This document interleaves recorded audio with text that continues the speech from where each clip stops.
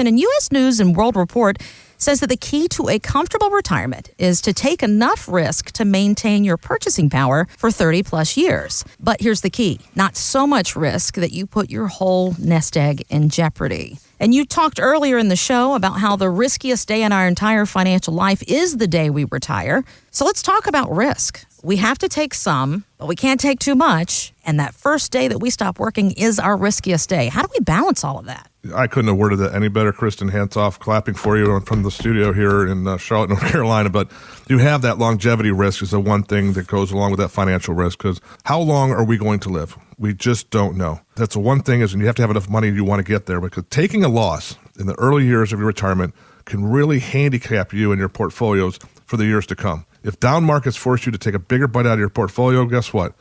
You have to plan for those years, and it might be absolutely impossible to recoup. Now, I'm going to share a story with you from a gentleman that I met back in 2005, and he was doing very well. His goal was to retire by 2010, 2011. Went over the strategies we were going to work with. I was saying, hey, there's opportunity for upside potential and taking away the downside risk, creating guaranteed income. And he's like, no, I want to hit my number. And I said, okay, wish the best of him. We met with him a couple times. What did he mean by hit his number? Is that an age? Is that a dollar amount? Dollar amount. He wanted to hit the $1.5 million mark. And he was getting close. And he said that was his fidelity number, as one would call it, to hit for his retirement. And so we shook hands. We kept in contact and so on. And then I didn't hear from him for a couple of years. And every once in a while I thought about him. Well, guess what? I guess he didn't do too well in 2008 and 2009. Most people didn't, unfortunately. And so I was sitting in the office in 2011. We just finished doing a radio show, and I got this call. And God, this name sounds so familiar. And the guy came back into my office, and I said, I remember you. Yeah. He's like, how are things working out? How's retirement treating me? And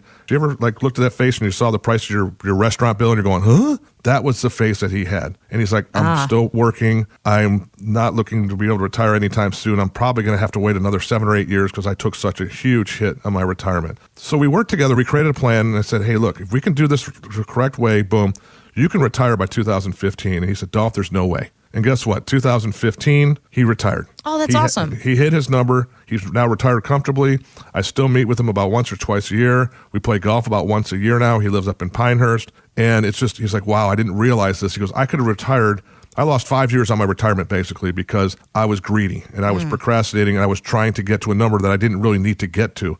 And that's what I'm trying to get, the whole point of this. The number that you want to hit doesn't necessarily have to be that number of total dollars. It has to be total income. And when he got that total income number, guess what? He pulled the plug. Him and his wife are playing golf all the time now and retired comfortably, and they're never going to run out of money. That's great. And that's the kind of confidence I think we all want to have, but it's not so simple. We go through emotions like this couple went through, worrying that I don't have enough. I don't know if I really can retire.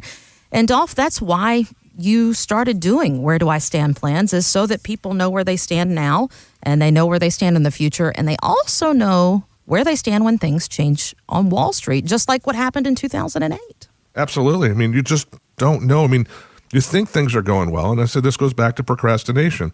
A lot of people in this world have an issue, and that issue then becomes a concern, and that concern can ultimately become a problem, and that problem will need a solution. It's a step in everything in life, from buying a house to buying a car to your job or anything.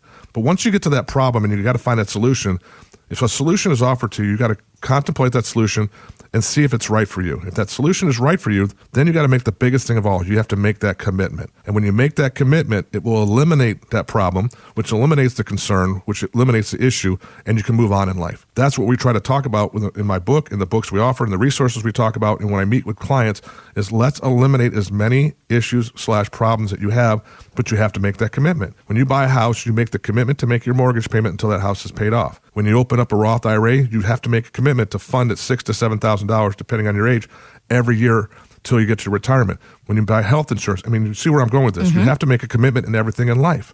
And if you make that commitment, good things will happen. Great things can happen. But once you stop that commitment, how many times in this world, folks, have you been January, I'm going to work out every day for half an hour. And you start out every day, and then you start getting into February, and then you start skipping a couple days, and then by the time you're in March, you're not working out anymore.